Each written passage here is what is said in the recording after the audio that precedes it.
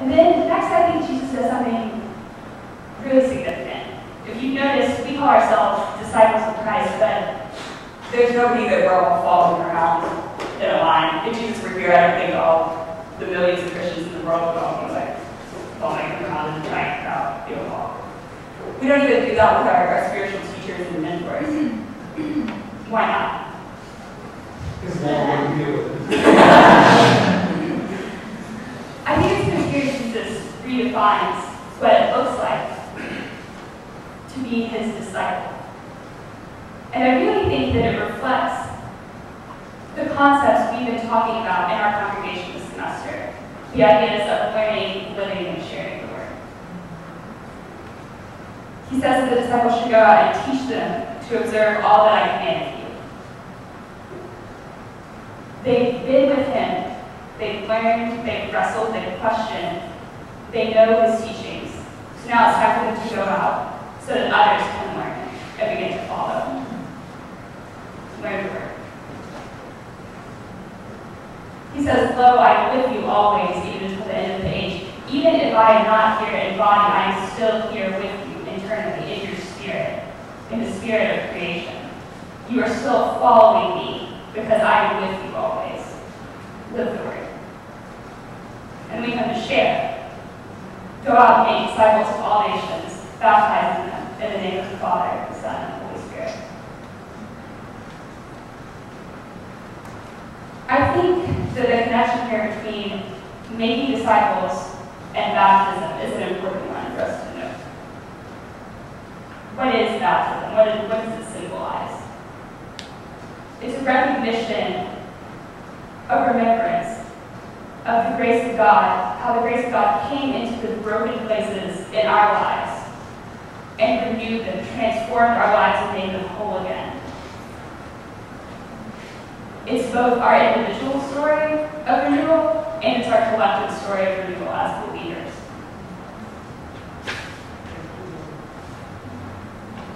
Whether we're loath to admit it or not, we all have those broken places within us. My sophomore through my senior year of high school was probably one of the hardest times of my life because of things that I was struggling with internally. I had this inability, when I felt like I had wronged someone, whether in word or action, I had an inability to forgive myself. I would ask God for forgiveness and I would ask that person for forgiveness. And I knew in my mind that I had it for both. But I was not able, I didn't understand the importance of forgiving myself and of loving myself. And it was through a long process because of my friends, because of my parents, because of study of the Word, that during that time I first came to realize what God's grace actually meant. What living a renewed and transformed life, a resurrection life, actually meant for me. I don't have a spiritual moment of salvation, but if you want me to name the period of my life, that would be it. The time when I first came to realize what living as a disciple truly meant. You may be wondering what that has to do with making disciples. So what do you think that the 12 did when Jesus said, "Go out and make disciples"? I think they told their stories. I think they shared the stories of how Christ had moved in their lives, had renewed them, had transformed them, and healed them, and not only them, but the entire community around them. I think they shared their stories. Stories are a powerful part of the human experience. They're what grip us and move us and motivate us into action. Anyone who knows me knows that I don't cry at books or movies. But if somebody's standing up at the front talking and I've never seen them before in my life, and they're telling a story and they start crying, I'll be crying in about 3 seconds. Stories are what move us to change. After I graduated and came to A&M, I had been walking in this newness of life for some time. I thought that my story about that struggle in high school was over. It was an important part of my past, but I wasn't there anymore. My second year of college, I made a friend named Aaron. And we had some mutual friends before we met that, for some reason that I didn't understand, just really wanted us to start this friendship. They thought it was really spiritually significant that we should become friends. And I thought that was a little weird, to be honest. I was like, all right, I'll hang out with her. It's really cool. And I did, and she was a nice girl.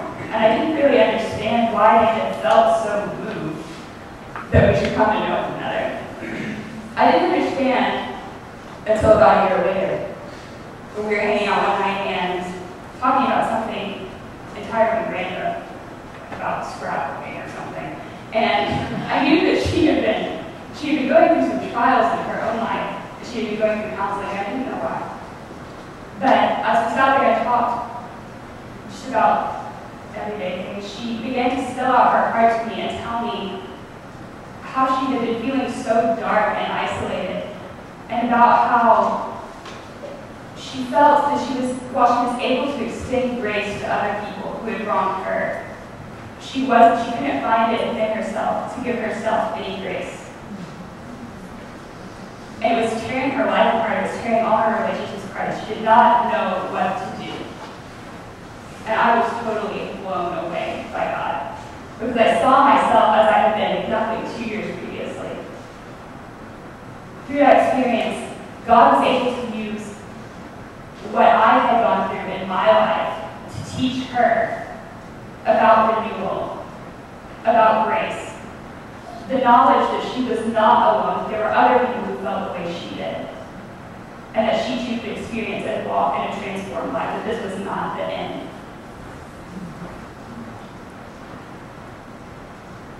I think there's people in all of our lives. I think God puts people there that need to hear our stories.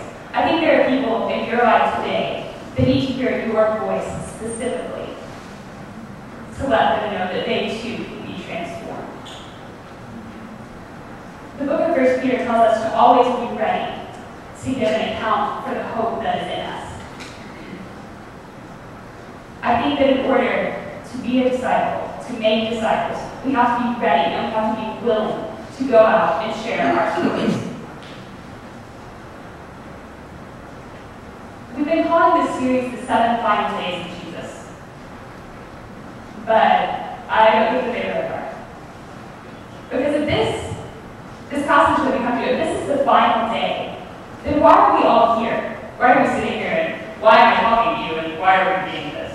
Why are there thousands of people in this city all sitting and hearing in the same way that we are this morning? It's because these 11 men heard this word and finally grasped the importance.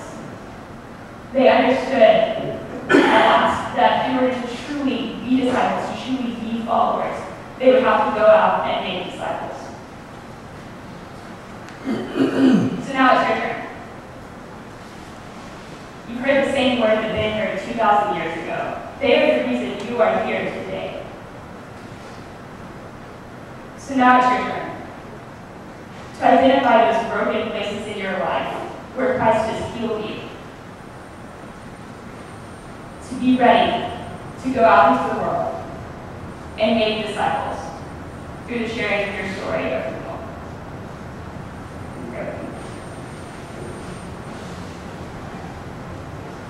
God, thank you for this, your word that has come to us, and I pray that in this time you will remind us of the places we are broken, and the places we have been broken. God, I thank you for the healing that has come to us. I thank you for the ways that you've transformed all of our lives, because I know that you have. I pray that you would remind us, God, that you would fill us up with that recognition as the people who celebrated Easter last week, as the people who celebrate the resurrection. I pray that you would send us out today into this world to make disciples for your name. Thank you.